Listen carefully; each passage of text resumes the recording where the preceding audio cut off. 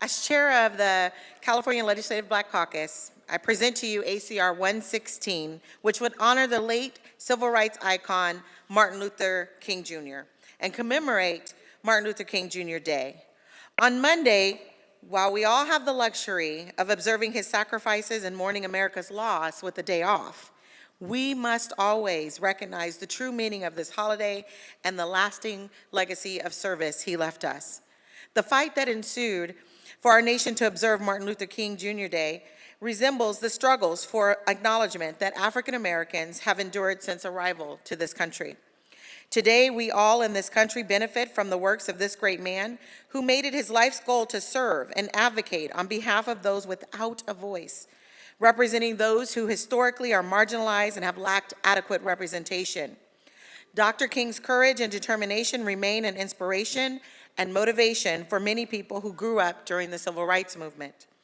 Dr. King led the modern Civil Rights Movement for almost 13 years, from his election as the spokesman for the Montgomery Improvement Association in December of 1955, until his assassination. Under Dr. King's leadership, he helped amend and abolish discriminatory public policies throughout the nation. He aided in the repeal of Jim Crow laws in southern states, helped shepherd the Voting Rights Act, and brought national attention to the discriminatory banking and housing policies and practices known as redlining.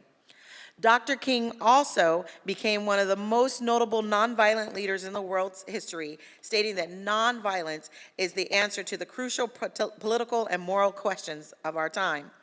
He understood that those in opposition to the civil rights movement would resist, often violently.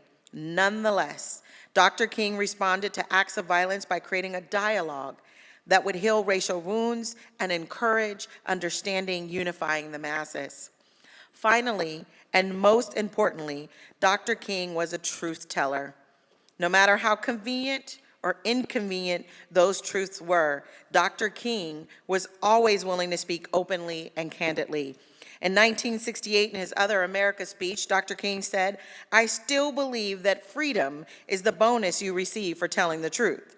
You shall know the truth, and the truth shall set you free.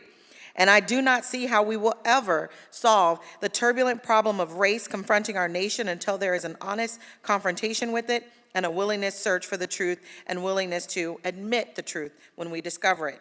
We must look to Dr. King's example as a moral and ethical compass to help confront the persistent injustices that plague our nation.